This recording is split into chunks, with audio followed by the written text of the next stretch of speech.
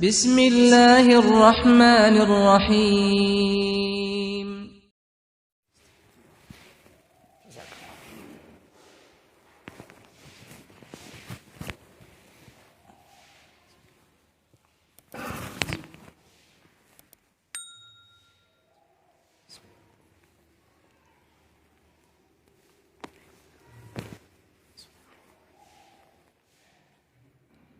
الحمد للہ وکفی وسلام علی عبادہ الذین اصطفی اما بعد فاعوذ باللہ من الشیطان الرجیم بسم اللہ الرحمن الرحیم وما خلقت الجن والانس الا لیعبدون صدق اللہ العظیم۔ وقد قال النبی صلی اللہ علیہ وسلم قال اللہ عز وجل یا ابن آدم تفرغ لعبادتی املأ صدرک غنا واسد فقرک والا تفعل ملأت صدرک شغلا ولم اسد فقرک او کما قال علیہ الصلاۃ والسلام۔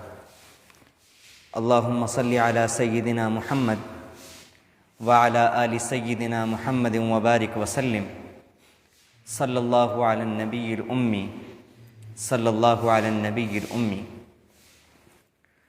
واجب الاحترام بزرگوں، قابل قدر دینی اور ایمانی بھائیوں، اور بہت ہی قدر و منزلت کی مستحق میری ماں اور بہنوں، اللہ رب العزت کا بے انتہا فضل اور کرم ہے کہ اللہ رب العزت نے مجھے اور آپ کو جمعے سے پہلے کچھ دینی باتیں کہنے اور سننے کا موقع فراہم کیا ہوا ہے۔ نہیں تو اس روئے زمین پر کتنے ممالک ایسے بھی ہیں کہ جہاں پر اہل اسلام کو دینی باتیں کہنے اور سننے کی اجازت نہیں ہے۔ چونکہ الحمدللہ ہمیں یہ نعمت شروع سے میسر ہے، اس لیے ہمارے ذہن میں بھی نہیں آتا کہ یہ کوئی بڑی نعمت ہے، اس لیے اس کے قدر دانی جیسی ہونی چاہیے تھی ویسی ہم سے نہیں ہو پاتی۔ اس لیے میں اور آپ اور ہم سب، اور جہاں جہاں تک بعد میں آواز پہنچے گی، ہم سب لوگ مل کر اللہ رب العزت کا شکر ادا کریں کہ اللہ رب العزت نے ہمیں دینی باتیں کہنے اور سننے کا موقع فراہم کیا ہوا ہے۔ اس کا کیا فائدہ ہے، اس کا ہماری زندگی پر کیا اثر ہے، اس کا ہماری زندگی کے اوپر کس شکل میں ثمرات مرتب ہوتے ہیں، اس کا بھی ہمیں اندازہ نہیں ہے۔ اور میں دعا کرتا ہوں کہ اللہ رب العزت ہمیں اس کا کبھی اندازہ کروائے بھی نہیں، کیونکہ اس کا اندازہ جب ہوگا جب ہم سے نعمت چھین لی جائے گی، اور اللہ نہ کرے کبھی ہم سے نعمت چھینی جائے۔ ہم سب لوگ مل کر اللہ کا خوب شکر دل کی گہرائیوں سے ادا کریں کہ اللہ نے ہمیں جمعے کا دن فراہم کیا، جمعے سے پہلے کچھ دینی باتیں کرنے اور سننے کا موقع فراہم کیا، اس پر اللہ کا بے انتہا شکر ہے۔ جمعے کے دن قرآنی آیت پڑھی جاتی ہے اور حدیث پڑھی جاتی ہے، اور اس کے بعد قرآن اور حدیث کی باتیں، قرآن و حدیث کی روشنی میں جو باتیں بیان کرنے والا ضروری سمجھتا ہے اور جو اہم ہوتی ہیں اس موقع کے حساب سے وہ ذکر کرتا ہے، اور ان باتوں کا کہنے والا بھی اتنا ہی محتاج ہے جتنا سننے والے محتاج ہیں۔ سب لوگوں کو ان دینی باتوں کو غور سے سننے اور سمجھنے کی ضرورت ہے، اور ان پر عمل کا مضبوط ارادہ رکھنے کی ضرورت ہے۔ میرا اور آپ کا مسئلہ یہ ہے کہ اگر کوئی بات ایسی ہوتی ہے کہ جس پر ہمارا دل لگ جاتا ہے، جس پر ہمارا دل آ جاتا ہے، تو اس کو حاصل کرنے کے لیے ہم ہر قیمت چکا دیتے ہیں اور اس کو حاصل کر کے رہتے ہیں۔ یہاں پر میں اپنے آپ سے بھی اور تمام سامعین سے گزارش کرنا چاہتا ہوں کہ آج میں اور آپ ایک عہد کریں، ایک ارادہ کریں، ایک سوچ بنائیں اپنی، اور صرف اس جمعے کے نہیں، ہمیشہ کے لیے اپنی یہ سوچ بنائیں کہ کبھی بھی اگر کوئی دین کی بات سنیں گے تو یہاں کے بجائے یہاں سے سنیں گے، دل سے سنیں گے، اور مضبوط ارادہ کریں گے کہ اللہ کا جو بھی حکم ہمارے پاس آ گیا، اب سے پہلے اگر ہمیں معلوم نہیں تھا اس پر اللہ سے تلافی، اللہ سے معافی کہ اللہ مجھے معلوم نہیں تھا، معاف فرما دیجیے، اور اب جب مجھے معلوم ہو گیا تو پھر میں اس پر عمل نہ کروں، یہ نہیں ہو سکتا۔ ہمیں اپنا معیار یہ بنانا چاہیے کہ اللہ کا حکم جب ہمارے سامنے آ گیا تو اللہ کے حکم کے آگے کون سی چیز بلند ہے؟ اللہ کے حکم کے مقابلے میں کون سی چیز اہم ہے؟ اللہ کے حکم کے مقابلے میں کس چیز کی حیثیت ہے؟ یہ ہمارا ذہن ہونا چاہیے کہ ہم قرآن و حدیث کی ہر بات کو دل کی گہرائیوں سے سنیں اور مضبوط ارادہ کریں کہ آج کے بعد اس والی قرآنی بات پر ہمارا عمل ضرور ہوگا، ہمارا دن اور رات اس پر عمل کیے بغیر نہیں گزرے گا انشاءاللہ۔ بہرحال میں نے آپ حضرات کے سامنے قرآن کی ایک آیت تلاوت کی ہے، وَمَا خَلَقْتُ الْجِنَّ وَالْإِنسَ إِلَّا لِيَعْبُدُونِ۔ اس آیت کی تفسیر شروع کرنے سے پہلے قرآن کی روشنی میں چند باتیں عرض کرنا چاہتا ہوں، اور یہ ایسی عام باتیں ہیں کہ جو بالکل ہمارے ذہنوں میں ہیں، ہماری زندگی سے متعلق ہیں، لیکن قرآن نے جس انداز میں ان باتوں کو جوڑا ہے اس انداز سے انسان کتنا بھی ذہین ہو نہیں جوڑ پاتا۔ قرآن نے زمین اور آسمان کی تخلیق کو جس انداز میں بیان کیا ہے، لوگوں کے سامنے جس انداز میں پیش کیا ہے، وہ کچھ انداز یوں ہیں کہ جس طرح سے کوئی انسان کسی انسان کو اپنے یہاں کام پر رکھے اور کام پر رکھنے کے بعد اس انسان کی ہر ضرورت کا انتظام کرے، حتیٰ کہ اس کے لیے ایک شاندار عالیشان گھر بنا دے اور اس کے اندر اس کی ساری ضرورتوں کے سامان رکھ دے اور یہ کہے کہ آپ اس کے اندر رہیں اور یکسو ہو کر کے خوب آرام حاصل کریں، خوب مزے کریں، اور ہمیں خوشی ہوگی کہ آپ ان نعمتوں سے فائدہ اٹھائیں گے، اور یہ ساری نعمتیں ہم نے آپ کو اس لیے مہیا کرائی ہیں تاکہ آپ یکسو ہو کر ہر اعتبار سے فارغ ہو کر اپنی تمام ذہنی صلاحیتیں، اپنی تمام صلاحیتیں جو اللہ نے آپ کو دی ہوئی ہیں وہ آپ ہمارے کام پر صرف کریں۔ بالکل کچھ اسی طرح سے اللہ رب العزت نے اس کائنات کو بنایا۔ اللہ تعالیٰ فرماتے ہیں هو الذی جعل لکم اللیل لباسا والنوم سباتا وجعل النہار نشورا۔ اللہ تعالیٰ نے رات کو آرام کی چیز بنایا، اللہ تعالیٰ نے رات کو پردے کی چیز بنایا۔ ذرا سی دیر کے لیے ہم لوگ تصور کریں، ہمارا مسئلہ یہ ہے کہ ہم دینی باتوں کو سوچتے نہیں ہیں، کاروبار کو سوچتے ہیں، اپنی معاشرت کو سوچتے ہیں، اپنے معاملات کو سوچتے ہیں، بچوں کے بارے میں سوچتے ہیں، ان کی تعلیم کو لے کر سوچتے ہیں، ہر چیز کو سوچتے ہیں، لیکن اللہ رب العزت کے دین کے بارے میں ہم کچھ نہیں سوچتے۔ قرآن کہتا ہے ذرا سی دیر کے لیے ہم غور کریں کہ اگر اللہ رب العزت نے یہ والا نظام نہیں بنایا ہوتا کہ سورج نہیں ڈوبتا تو کیا ہم عافیت کی، سکون کی، راحت کی نیند لے سکتے تھے؟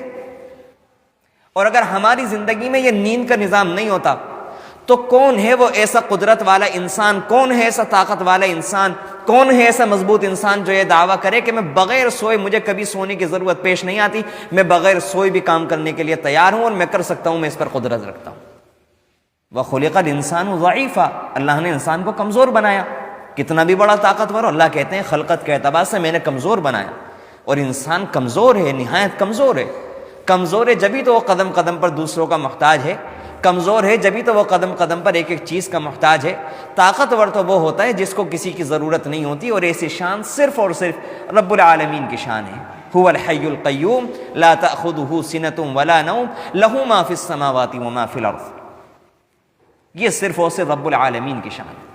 اللہ رب العزت کا ایک ایک نظام کو ہم سوچیں تو حیرانی ہوگی۔ اللہ کا شکر ادا کرنے پر انسان کا جسم مجبور ہو جائے گا کہ واہ رب العالمین، آپ نے کیا نظام بنایا، کیا شاندار آپ نے رات بنائی ہے، کیا سورج کا شاندار نکلنے کا نظام بنایا، اس کا وقت متعین پر ڈوبنے کا نظام بنایا، رات کو اندھیری والی بنایا، رات کو آرام کے لیے بنایا۔ یہ صرف اور صرف اس لیے کہ میرا بندہ جب عبادت کر کے تھک جائے گا، اتنے پیارا نظام اللہ رب العالمین نے بنایا ہے، جس طرح سے جب ہم تھک کر رات کو اپنے بستروں پر جاتے ہیں تو اپنے کمرے کی لائٹ بند کر دیتے ہیں تاکہ ہمیں سکون سے نیند آ جائے، بالکل یہی والا نظام رب العالمین نے بنایا کہ جب میرے بندے سارے دن کام کرنے کے بعد تھک جائیں گے تو یہ جو اتنی بڑی لائٹ میں نے جلائی ہوئی ہے دنیا کے اندر، اگر یہ والی لائٹ بند نہیں کی جائے گی تو میرے بندے چین سے نہیں سو سکتے، لہٰذا رب العالمین اس لائٹ کو بند کر دیتے ہیں، یعنی سورج کو ڈبا دیتے ہیں۔ اگر اللہ تعالیٰ اس لائٹ کو بند نہ کرتے تو کون ہے وہ طاقتور انسان جو یہ دعویٰ کرے یا اس بات کا خیال کرے کہ وہ سورج کی روشنی ختم کر سکتا تھا، یا سورج پر کوئی کپڑا ڈال کر آ جاتا یا سورج کو ڈبا دیتا؟ کون انسان ہے جو اس بات کے بارے میں ذرا سوچ بھی سکتا ہے کہ وہ سورج کو بند کر کے رات کو لے آتا؟ رب العالمین کا نظام ہے کہ اس نے ہمارے سونے کے لیے رات کو بنایا، اور سونے کے بعد ایک وقت ہوتا ہے کہ انسان کی نیند ختم ہو جاتی ہے، پوری ہو جاتی ہے۔ اب انسان کو اپنی جسمانی صلاحیتوں کو برقرار رکھنے کے لیے، اپنا پیٹ پالنے کے لیے، اپنی ضرورتیں پوری کرنے کے لیے انسان کو ضرورت ہے کام کرنے کی. تو اللہ تعالیٰ فرماتے ہیں وَجَعَلْنَا النَّهَارَ مَعَاشًا، ہم نے دن کو معاش کے لیے بنایا. اللہ کا یہ دن رات کا نظام. پھر اس کے بعد انسان کو بارش کی ضرورت پڑتی ہے. رب العالمین نے سورج کی کرنوں کو ایسا بنایا، ان کو ایسی احکامات دیے ہیں کہ ان کو اپنا کام خوب اچھی طرح سے معلوم ہے کہ سورج اپنی شعاعیں سمندر کے اوپر پھینکتا ہے اور پھر اس سے بھاپیں اٹھتی ہیں، بادل بنتے ہیں، پھر وہ بادل پانی کو کھینچتے ہیں، پھر ہواؤں کو حکم دیا جاتا ہے. اللہ تعالیٰ کو جس علاقے میں بارش کرنی ہوتی ہے بادلوں کو وہاں پہنچایا جاتا ہے، پھر اس پانی کا دھارے کو ہلکا کیا جاتا ہے، اس کو بوندوں کی شکل میں لایا جاتا ہے. اس کی اسپیڈ کو ہلکا کرنے کے لیے اللہ نے بریکر بنائے ہوئے ہیں. یہ سارا نظام ہوتے ہوتے رب العالمین ہم تک بارش پہنچاتے ہیں. یہ لمبا موضوع ہے، لمبی مثالیں ہیں. میں نے 2-3 مثالیں عرض کی کہ اللہ نے سورج کا نکلنے کا نظام، سورج کا ڈوبنے کا نظام، دن کا نظام، رات کا نظام، بارشوں کا نظام. یہ اللہ رب العزت نے جانوروں کے ذبح کرنے کا نظام کہ میرے بندے گوشت کھانا چاہتے ہیں، میرے بندوں کے جسم کو گوشت کی ضرورت ہے، رب العالمین نے حلال قرار دیا کہ تم ان جانوروں کو کھاؤ. اور اللہ کی شفقت دیکھیں کہ انسان کی آنکھ جن چیزوں کی گندگی کو دیکھ نہیں سکتی، رب العالمین نے ان گندی چیزوں کو حرام قرار دیا. اگر ہمارے سامنے کتے کا اور بکرے کا گوشت کاٹ کر رکھ دیا جائے اور کوئی ہم سے یہ سوال کرنے لگے، ہمیں تو شروع سے معلوم ہے کہ کتا حرام ہے اور بکرا حلال ہے، اس لیے ہم اس کے درمیان فرق کرتے ہیں. لیکن اگر کوئی کاٹ کر ہمارے سامنے رکھ دے اور یہ کہے کہ یہ بھی گوشت ہے یہ بھی گوشت ہے، آپ اس کے درمیان فرق کیوں کرتے ہیں، یہ کھاتے کیوں اور یہ کیوں نہیں کھاتے؟ ہمارے پاس سیدھا سا جواب ہے کہ ہمارے رب نے ہمیں بتایا کہ یہ خبیث ہے، یہ ناجائز ہے، یہ گندا ہے. اس کے گندگی، اس کی جراثیم، یہ تو آج کی ریسرچ ہے، آج کی تحقیقات ہے.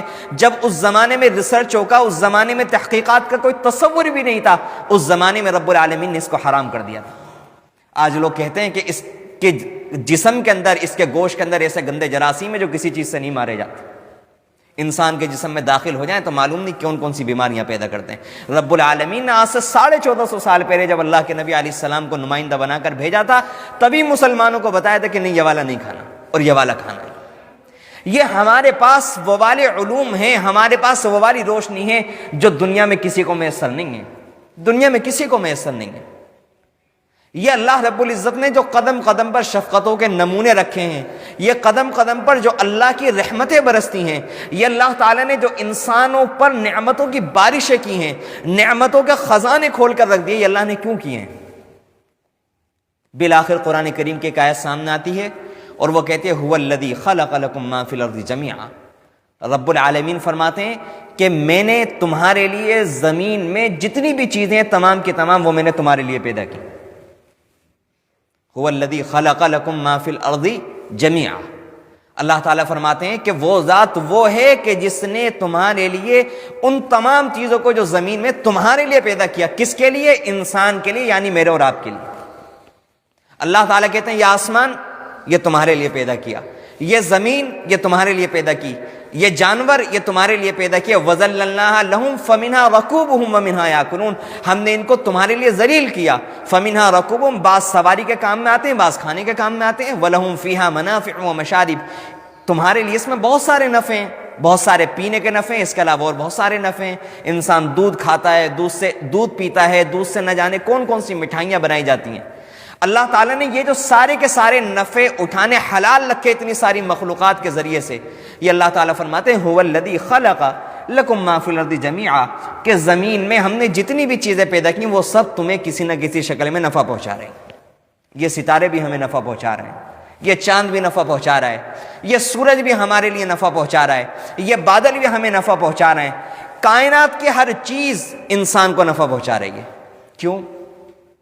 انسان میں ایسا کون سے سرخاب کے پر لگے ہوئے ہیں؟ انسان ایسا کون سا کام کرتا ہے کہ جس کی وجہ سے اللہ تعالیٰ نے ہر مخلوق کو اس کا خادم بنایا، اس کا نوکر بنایا؟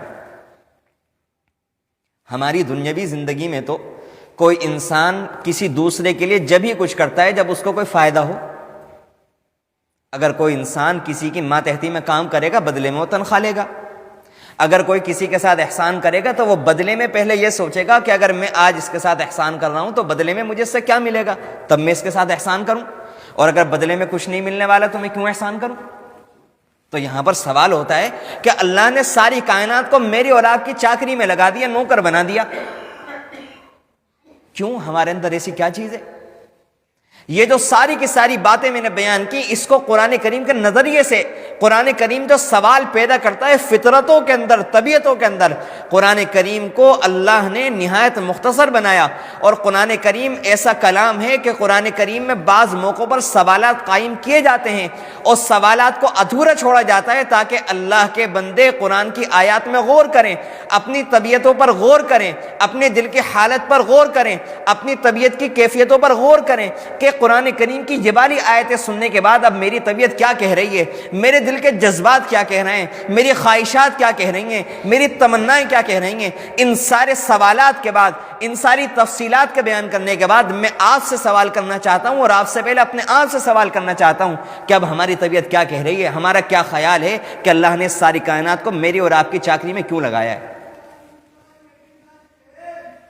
قرآن کریم نہایت مکمل ہے. قرآن کریم نے کسی موقع پر مسلمانوں کو تنہا نہیں چھوڑا، کوئی سوال ایسا نہیں چھوڑا جس کا جواب نہ دیا ہو، کسی موقع پر تشنا نہیں چھوڑا، کسی موقع پر پیاسا نہیں چھوڑا. اللہ تعالیٰ کہتے ہیں بندو تمہاری سمجھ میں تو اس کا جواب نہیں آنے والا، تم تو عاجز آ جاؤ گے، میں ہی اس کا جواب دے دیتا ہوں. یہ سارا سوال قائم کرنے کے بعد اب میں اس آیت کا ترجمہ کرنا چاہتا ہوں کہ اللہ اس کا جواب فرماتے ہیں وَمَا خَلَقْتُ الْجِنَّ وَالْإِنسَ إِلَّا لِيَعْبُدُونَ، کہ میں نے جنات اور انسان کو نہیں پیدا کیا سوائے اس مقصد کے کہ وہ میری عبادت کریں. یعنی صرف اور صرف انسان اور جنات کی تخلیق کا مقصد صرف اور صرف اگر ہے تو وہ میری عبادت، جس کو حدیث میں اللہ کے نبی نے اس طرح سے بیان فرمایا ان الدنیا خلقت لکم وانکم خلقتم للآخرہ، یہ سارا جہاں پیدا کیا گیا تمہارے لیے اور تم پیدا کیے گئے آخرت کے لیے. اللہ تعالیٰ کہتے ہیں میں نے سارے جہاں کو تمہارا غلام بنایا، سارے جہاں کو تمہارا نوکر بنایا، سارے جہاں کو تمہارا خادم بنایا. تم سارے جہاں سے خدمت حاصل کرو، سارے جہاں سے فائدہ حاصل کرو، دنیا کی ساری نعمتوں سے فائدہ اٹھاؤ سوائے ان چیزوں کے جو اللہ تعالیٰ نے حرام کر دی، جو چند چیزیں ہیں. اس کے علاوہ جو پھل دل چاہے وہ کھاؤ، جس چیز کا گوشت اللہ نے حلال کر دیا خوب مزے سے کھاؤ، خوب سبزیاں کھاؤ، خوب زمین میں گھومو پھرو، اپنے جسم کا جائز استعمال کرو، اپنی آنکھوں سے جائز منظر دیکھو، اپنی زبان سے جائز چیزیں بولو، اچھی اچھی باتیں بولو. اللہ نے کوئی پابندی نہیں رکھی، ساری نعمتوں کو حاصل کرو، ساری نعمتوں سے فائدہ اٹھاؤ. لیکن اللہ نے اس کے بعد ایک چیز بدلے میں مانگی، ایک چیز بدلے میں مانگی. اور سچی بات یہ ہے کہ اگر اللہ تعالیٰ ایک نعمت کے بدلے میں اگر اللہ تعالیٰ یوں فرما دیں کہ میری اس نعمت کا شکر ادا کرو، انسان خدا کی قسم ساری زندگی بھی پیدائش سے لے کر موت تک سجدے میں پڑا رہے تو اس سے ایک نعمت کا حقدار نہیں ہوتا. انسان کا دل دن میں ایک مرتبہ، بتانے والے بتاتے ہیں کہ دن میں ایک مرتبہ 1,00,000 مرتبہ دھڑکتا ہے، 1,00,000 مرتبہ. انسان کی آنکھیں دن میں ایک مرتبہ 12,000 مرتبہ چپکتی ہیں. اللہ کا نظام تو دیکھیں، اللہ کی قدرت تو دیکھیں. اگر اللہ تعالیٰ نے یہ والا نظام بنایا ہوتا کہ اگر جینا ہے تو اپنے دل کو ہلاؤ، دھڑکاتے رہو اور جیتے رہو، تھک جاؤ چھوڑ دو، موت آ جائے گی. کون انسان ایسا تھا جو اپنے دل کو دھڑکا پاتا دن میں 1,00,000 مرتبہ؟ اگر اللہ تعالیٰ نے یہ والی ڈیوٹی ہمارے ذمہ لگائی ہوتی کہ اگر دیکھنا ہے تو اپنی آنکھ کو جھپکاتے رہو، دیکھنا ہو تو جھپکانا اور نہیں دیکھنا تو آنکھیں بند کر کے لیٹے رہو. میرے اور آپ کے بس کی بات نہیں تھی کہ 12,000 مرتبہ آنکھیں جھپکا دیتے. کچھ کرنے کی ضرورت ہی نہیں ہوتی، اٹھنے کے بعد گن ہی نہیں سکتا انسان. اللہ تعالیٰ کا نظام ہے، آنکھیں خود جھپک رہی ہیں، خود بند ہو رہی ہے، خود کھل رہی ہے، خود آنکھوں کے اندر پانی بھی آ رہا ہے، صفائی بھی ہو رہی ہے. صبح چیپڑ آتے ہیں، انسان انگلی سے صاف کر کے پھینک دیتا ہے ایک طرف. اس کو نہیں معلوم کہ اللہ کی کون کون سی قدرتیں کام کر رہی ہیں. انسان سو رہا ہے، رب العالمین دل دھڑکا رہا ہے. انسان سو رہا ہے، رب العالمین اس کی رگوں کے اندر خون دوڑا رہا ہے. انسان سو رہا ہے، اس کا دماغ پھر آرام کر رہا ہے.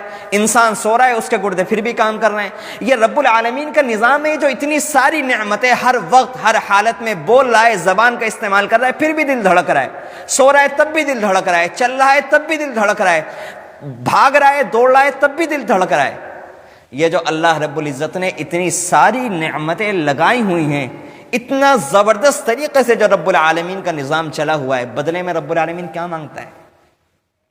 اور ایک حدیث میں آتا ہے کہ قیامت کے دن رب العالمین انسان کے اعمال جمع کریں گے اور اللہ نے جو نعمتیں انسان کو دی ہیں ان کو سامنے لے کر آئیں گے، اور پھر انسان نے جو گناہ کیے ہیں ان کو سامنے لے کر آئیں گے. یہ 3 چیزیں سامنے لے کر آئیں گے. اور اس کے بعد اللہ تعالیٰ نعمت کو حکم دیں گے کہ نعمت تو ذرا اس کے جو اعمال ہیں اپنے شکریہ کے طور پر ان اعمال کا محاصرہ کر، ان کو گھیر۔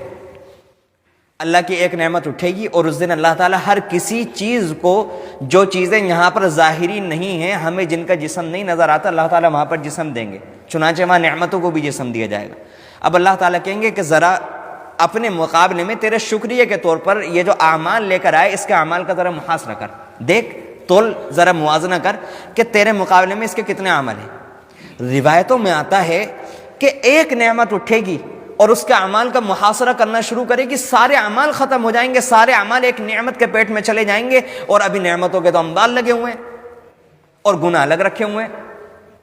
انسان کیا نیک عمل کرے گا اور کیا اپنے گناہوں کی مغفرت کروائے گا اگر رب العالمین کا فضل نہ ہو؟ ایک نعمت ساری زندگی کے نیک عمل کو لے جائے گی، اور اس کے بعد رب العالمین سے کہے گی کہ رب العالمین میں نے بھی صحیح طرح سے اس کو کور نہیں کیا ہے، صحیح طرح سے اس کا محاصرہ نہیں کیا ہے، اگر اور عمل ہوتے تو میرے شکر کے طور پر میں اور عمل کا اپنے اندر لے لیتی، لیکن پھر بھی میرا شکر ادا نہیں ہوتا۔ ایک نعمت، صرف ایک نعمت۔ اس کے بعد رب العالمین بندے سے سوال کریں گے، اب بتا کیا کہتا ہے؟ بندہ ہاتھ جوڑ کر کیا کہے گا کہ رب العالمین اعمال تو میں کیا کرتا، صرف اور صرف تیرے فضل کا، کل بھی سہارا تھا، آج بھی تیرے فضل کا سہارا ہے، تو فضل فرما دے، تو میرے اوپر رحمت فرما دے۔ رب العالمین کہیں گے ایک نعمت نے تیرے سارے اعمال کو ختم کر دیا، اب تجھے جنت کے اندر اپنے فضل پر داخل کر۔ تو بات یہاں سے چلی تھی کہ انسان اللہ رب العزت کی نعمتوں کا کیا شکر ادا کرے گا؟ کچھ بھی شکر ادا نہیں کر سکتا، لیکن اس کے باوجود رب العالمین کہتے ہیں وَمَا خَلَقْتُ الْجِنَّ وَالْإِنسَ، ساری چیزوں کو تم استعمال کرو، بس میں ایک چیز چاہتا ہوں۔ اور اللہ تعالیٰ فرماتے ہیں کہ میں نے انسان کو اور جنات کو پیدا ہی اسی لیے کیا ہے کہ وہ میری عبادت کریں، میری فرما برداری کریں، اس کے علاوہ میرا کوئی مقصد ہی نہیں ہے پیدا کرنے کا۔ اور اللہ کا نبی، اس کے دل میں پوری انسانیت کا غم ہوتا ہے، پوری انسانیت کا درد ہوتا ہے، وہ اپنی امت کے افراد کے لیے جن سے اس کا کوئی نسبی رشتہ نہیں ہوتا، کوئی رشتہ داری کا تعلق نہیں ہوتا، لیکن اس کے باوجود وہ اپنے ایک ایک امتی سے اتنا پیار کرتا ہے جتنا ایک باپ اپنی سگی اور صلب اولاد سے نہیں کر سکتا۔ قرآن کریم میں ہے، اللہ تعالیٰ فرماتے ہیں ایک موقع پر اللہ کے نبی علیہ الصلوۃ والسلام کے پاس نجران ایک علاقہ تھا جو مدینہ منورہ سے 17 منزل کے فاصلے پر آباد تھا، اور اللہ کے نبی کے پاس وہاں سے وفد آیا اور انہوں نے سوالات کیے اللہ کے نبی علیہ الصلوۃ والسلام سے۔ اللہ کے نبی نے خط لکھا تھا ان لوگوں کو، عیسائیوں کو، تو وہاں پر جو عیسائیوں کا سب سے بڑا کلیسا تھا، وہاں پر جب اللہ کے نبی علیہ السلام کا خط گیا تو وہاں کے جو سب سے بڑے عالم اور سب سے بڑے پادری تھے، انہوں نے اپنے علاقے کے 3 بڑے بڑے سرداروں کو بلایا اور ان سے کہا کہ کیا رائے ہے؟ وہ کہنے لگے کہ یہ تو دینی معاملہ ہے، آپ بتائیں، ہم دنیاوی آدمی ہیں، ہم اس بارے میں کیا رائے دیں؟ اگر کوئی دنیاوی معاملہ ہوتا ہم رائے دیتے۔ تو پھر اس کے بعد جب کوئی فیصلہ نہیں ہوا، تینوں سرداروں نے یہ جواب دیا، تو مجمع عام کو اکٹھا کیا گیا اور مشورہ کیا گیا کہ ایک نبی آئے ہیں اور انہوں نے دعویٰ کیا ہے کہ میں اللہ کا برحق نبی ہوں، میرے اوپر ایمان لاؤ، نہیں تو پھر دوسرا راستہ اختیار کیا جائے گا، اب کیا کرنا چاہیے؟ تو بالاتفاق تمام اہل علاقہ نے 3 سرداروں کو منتخب کیا اور کہا کہ آپ اللہ کے نبی کے پاس جائیں اور دیکھیں وہ کیا کہتے ہیں، ان سے بات چیت کریں اور دیکھیں کہ ان کے حالات سے کیا لگتا ہے کہ وہ واقعی نبی ہیں۔ اب یہ عیسائیوں کا 3 افراد پر مشتمل وفد اللہ کے نبی علیہ الصلوۃ والسلام کی خدمت میں آتا ہے، جہاں اور بہت سارے سوالات ہوئے، ایک سوال عیسائیوں نے حضرت عیسیٰ علیہ الصلوۃ والسلام کے بارے میں کیا، اور عیسائیوں کا ماننا یہ ہے کہ عیسیٰ علیہ الصلوۃ والسلام نعوذ باللہ اللہ تعالیٰ تھے۔ وہ کہتے ہیں کہ اللہ تعالیٰ 3 لوگوں سے مل کر وہ اللہ تعالیٰ کا مجموعہ مانتے ہیں، نعوذ باللہ، ایک مریم علیہ السلام، ایک عیسیٰ علیہ السلام اور ایک اللہ رب العزت، یہ ان 3 لوگوں کے مجموعے کو خدا کہتے ہیں۔ اور ان کا غلط عقیدہ یہ ہے کہ نعوذ باللہ حضرت عیسیٰ علیہ السلام نے خود حکم دیا تھا کہ ان کی عبادت کی جائے اللہ تعالیٰ کی طرف۔ تو انہوں نے سوال کیا کہ اسلام عیسیٰ علیہ الصلوۃ والسلام کے بارے میں کیا کہتا ہے؟ اسلام نے اتنا شاندار جواب دیا، ایسا عقلی جواب دیا، چونکہ یہ عیسائی لوگ شروع سے بہت ذہین ہیں اور یہ اپنا دماغ بہت لگاتے ہیں ہر بات کے اندر، تو حضرت اللہ تعالیٰ نے قرآن کریم کے اندر موجود ہے ان مثل عیسیٰ عند اللہ کمثل آدم، کہ عیسیٰ علیہ السلام اللہ کے نزدیک ایسے ہیں جیسے آدم علیہ السلام۔ یعنی قرآن یوں کہنا چاہتا ہے کہ عیسیٰ علیہ السلام کو تم خدا کیوں مانتے ہو؟ وہ جواب دیتے ہیں کہ بغیر باپ کے پیدا ہوئے تھے، ایسے عجیب و غریب طریقے سے پیدا ہوں، تم خدا نہ مانے تو کیا مانے؟ قرآن کہتا ہے کہ اگر عیسیٰ علیہ السلام بغیر باپ کے پیدا ہو گئے، آپ ان کو خدا ماننے کے لیے تیار ہیں، تو حضرت عیسیٰ علیہ الصلوۃ والسلام تو بغیر ماں اور بغیر باپ دونوں کے بغیر پیدا ہو گئے تھے، پھر ان کو خدا کیوں نہیں مان لیتے؟ ان کو تو کوئی عیسائی خدا نہیں مانتا. تو جب ان کو خدا نہیں مانتا تو عیسیٰ علیہ الصلوۃ والسلام کا پیدا ہونا اگر متعجب ہے، تعجب میں ڈالنے والا ہے، تو حضرت آدم علیہ الصلوۃ والسلام کا تو پیدا ہونے کا مرحلہ اس سے زیادہ قابل تعجب ہے، ڈبل قابل تعجب ہے، کیونکہ حضرت عیسیٰ علیہ السلام کی پیدائش میں تو کم سے کم ماں موجود ہے. آدم علیہ الصلوۃ والسلام کی پیدائش میں تو نہ ماں ہے نہ باپ ہے، اللہ نے ان کو کیسے پیدا کر دیا؟ ان مثل عیسیٰ عند اللہ کمثل آدم، قرآن نے جواب دیا، خلقہ من تراب، اللہ نے ان کو مٹی سے پیدا کیا تھا، ثم قال له کن فیکن، پھر کہا ہو جا، وہ ہو گئے. اسی طرح اللہ تعالیٰ کو منظور ہوا، اللہ تعالیٰ نے حضرت عیسیٰ علیہ السلام کو بغیر باپ کے کہا پیدا ہو جا، وہ ہو گئے، بات ختم.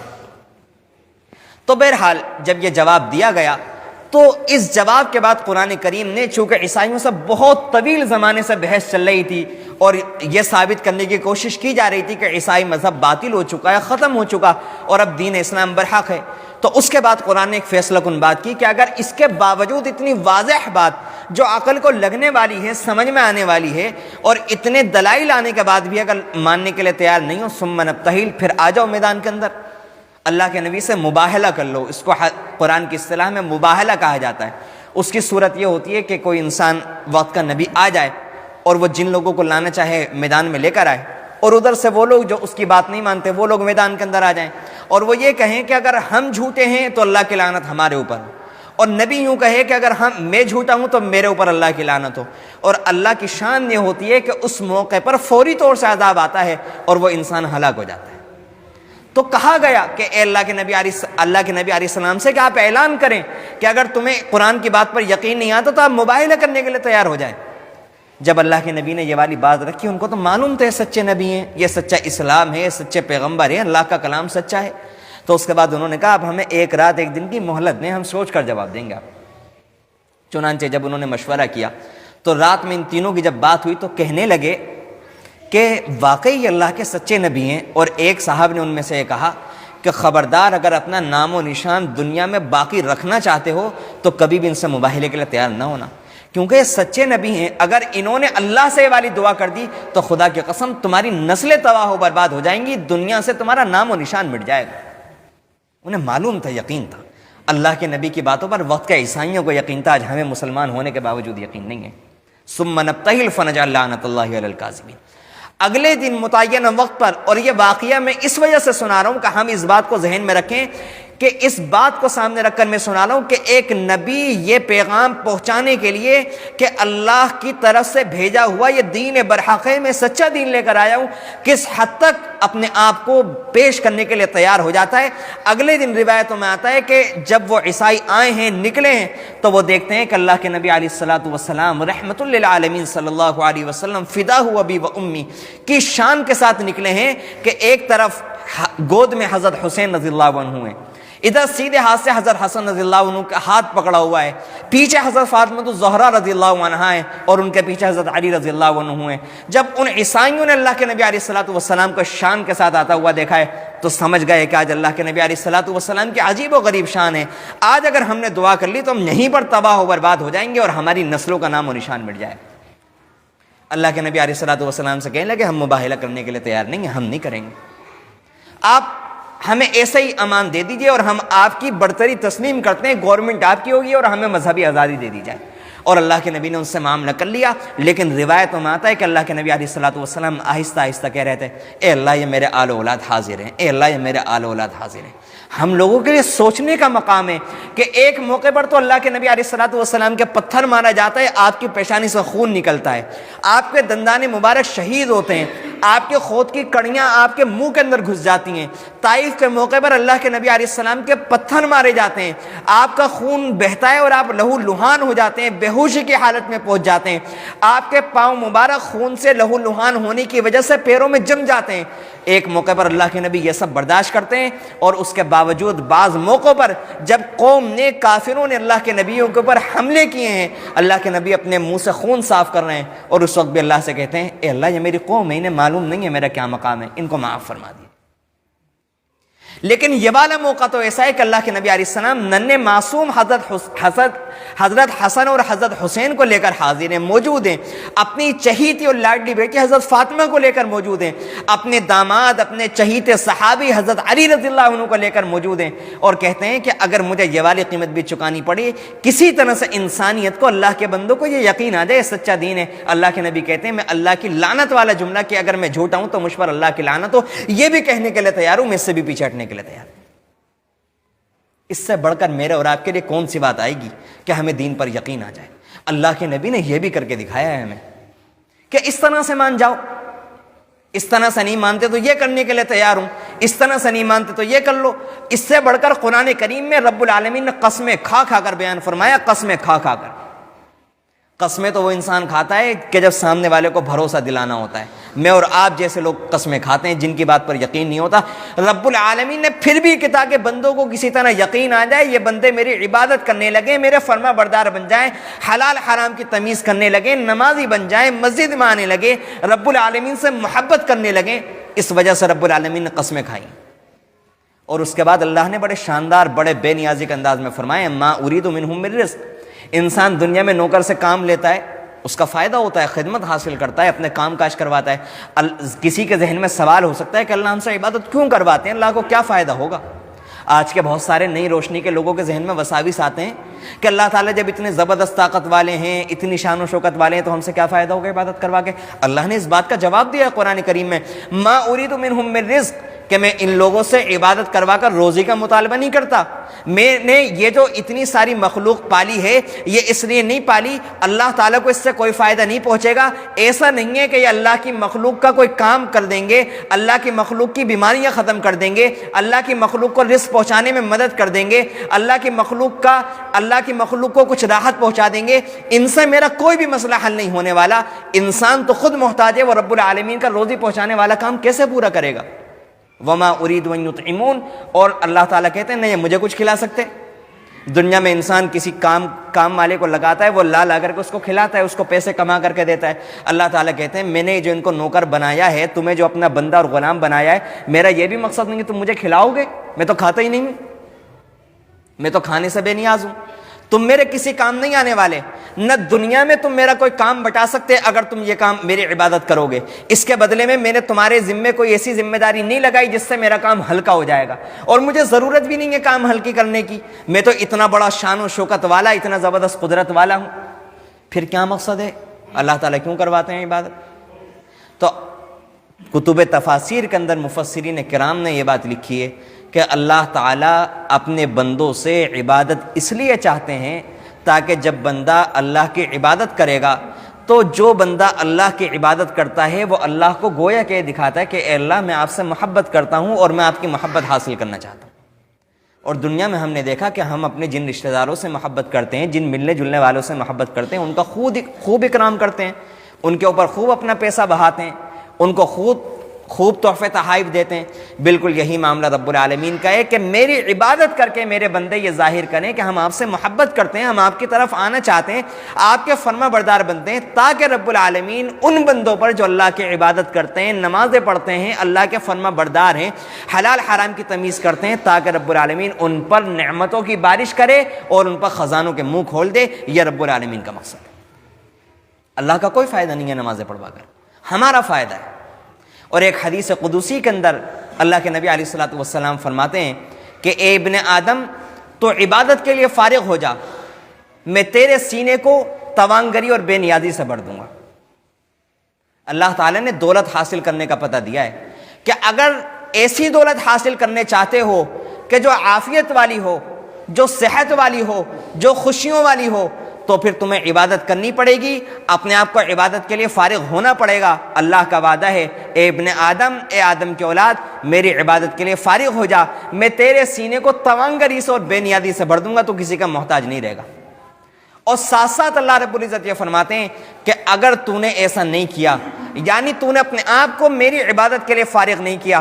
بڑی غور سے سنیں اس حدیث کو، یہ حدیث سن کر ہمارا مضمون پورا ہونے والا ہے۔ آخر میں بہت اہم بات میں آپ لوگوں کی خدمت میں عرض کرنا چاہتا ہوں۔ اللہ کے نبی علیہ السلام نے فرمایا، اللہ تعالیٰ کہتے ہیں اگر تو نے ایسا نہیں کیا، یعنی عبادت نہیں کی، تو میں تیرے سینے کو مشغولیتوں سے بھر دوں گا اور تیری محتاجی کبھی نہیں ختم ہوگی۔ آج ہم میں سے ہر انسان کہتا ہے نا کہ میں نماز یوں نہیں پڑھتا کہ میرا کاروبار فرصت نہیں دیتا، مجھے وقت نہیں ملتا، یہ کام ہے یہ کام ہے۔ ہم سوچتے ہیں یہ کاموں کی وجہ سے ہم نہیں پڑھتے۔ نہیں میرے بزرگوں، میرے نوجوانوں، میں آپ سب سے بڑے ادب کے ساتھ کہنا چاہتا ہوں، یہ ہماری غلط فہمی ہے۔ نہیں، ہم اس وجہ سے مسجد میں آنے سے محروم نہیں ہوئے، یہ اللہ نے ہماری مشغولیتیں بڑھائی ہیں۔ حدیث میں اللہ کے نبی فرما رہے ہیں کہ اگر کوئی انسان اللہ کی عبادت نہیں کرتا، اللہ اس کے اتنے کام کھول دیتے ہیں۔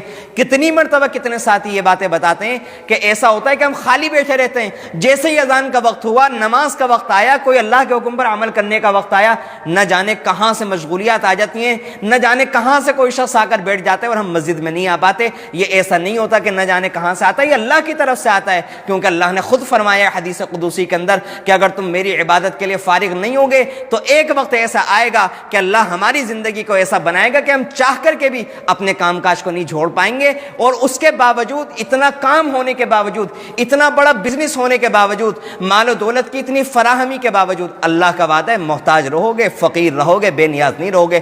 کوئی نہ کوئی ایسی ٹینشن ساتھ میں لگی رہے گی کہ یہ لگے گا کہ ہاں میں محتاج ہوں۔ اور ایک حدیث میں اللہ کے نبی صلی اللہ علیہ وسلم نے فرمایا کہ جو انسان اللہ کی عبادت کرتا ہے تو اللہ تعالیٰ اس کے کاموں کو سمیٹ دیتے ہیں، بہت کم وقت کے اندر وہ بہت سارے کام کر لیتا ہے، اور جو انسان اللہ کی عبادت نہیں کرتا، اللہ اس کے کاموں کو پھیلا دیتے ہیں۔ اتنا وقت لگتا ہے کہ 1 گھنٹے کا کام 10 گھنٹے بھی لگانے کے بعد وہ پورا نہیں ہو پاتا، پورے دن کی نمازیں نکل جاتی ہیں، پھر بھی انسان سوچتا ہے کہ اب باقی کام میں کل کروں گا۔ اخیر میں آپ حضرات سے یہی گزارش ہے جو ہر مرتبہ کی جاتی ہے کہ ہم لوگ عبادات پر آئیں، اعمال پر آئیں۔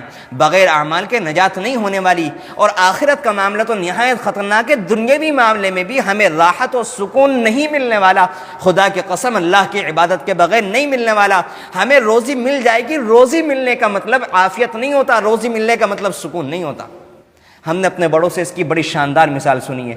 وہ فرماتے ہیں کہ گھر میں 2 چیزیں ہوتی ہیں، ایک انسان طوطا پالتا ہے، اس کو بھی گھی لگا کر کے روٹی دیتا ہے، لیکن اس کے لیے جب وہ گھی لگا کر کے روٹی دیتا ہے تو خوشی کے ساتھ دیتا ہے، محبت کے ساتھ دیتا ہے، تاکہ وہ اچھا رہے، تندرست رہے، وہ میٹھا بولنا شروع کرے تاکہ مجھے سکون ملے۔ اور ایک انسان دیسی گھی لگا کر کے ہی روٹی چوہے دان میں بھی لگاتا ہے تاکہ چوہا آئے اور کھائے اور اس کے اندر قید ہو جائے، پھر وہ مر جائے۔ بالکل یہی معاملہ انسان کے لیے روزی کا ہے کہ اگر وہ فرما بردار ہے تب تو اس کے لیے روزی ایسی ہے جیسا کہ طوطے کے پنجرے کے اندر روٹی ڈالی جا رہی ہے، اور اگر کوئی انسان اللہ کی فرما برداری نہیں کرتا تو اس کے لیے روزی اور روٹی ایسی ہے جیسا کہ چوہے دان کے اندر دیسی گھی لگا کر روٹی لگائی گئی ہے کہ چوہا اس کو دیکھ کر خوش ہوتا ہے اور اس وقت تک کھاتا رہتا ہے جب تک اس کو دیکھ کر کے لگتا ہے کہ میرے لیے تو بڑی شاندار روزی مل گئی۔ لیکن جب آخری نوالا ہوتا ہے کہ جس کی وجہ سے اس کو اچکنا پڑتا ہے، جب وہ اچک کر اس آخری نوالے کو کھانے کی کوشش کرتا ہے تو وہ تار نیچے ہو جاتا ہے اور وہ قید ہو جاتا ہے۔ بالکل یہی معاملہ میری اور آپ کی زندگی کا ہوتا ہے۔ ہم بہت خوش ہوتے ہیں کہ حرام بھی کرا، یہ بھی کرا، تب بھی کچھ نہیں ہوا۔ ایک آخری پوائنٹ کے اوپر، ایک آخری موقع کے اوپر وہ تار کھنچتا ہے اور انسان وہاں پر پھنستا ہے، اور پھر اس کا انجام اتنا برا ہوتا ہے کہ وہ ہمیشہ کے لیے قابل عبرت بن جاتا ہے۔ اللہ تعالی ہم سب کی ایسا قابل عبرت انجام ہونے سے اور ایسا بد انجام سے اللہ تعالی ہم سب کی حفاظت فرمائے۔ اللہ تعالی ہم سب کو بندگی کرنے کی توفیق نصیب فرمائے۔ اللہ تعالی ہم سب کو پابندی کے ساتھ نمازیں ادا کرنے کی توفیق نصیب فرمائے۔ جتنے بھی پریشان حال ہیں سب کی پریشانیوں کو دور فرمائے، تمام غمگینوں کے غموں کو رب العالمین دور فرمائے، ہمیں دین کے مطابق اپنی زندگی گزارنے کی توفیق نصیب فرمائے۔ آمین۔ وآخر دعوانا الحمدللہ رب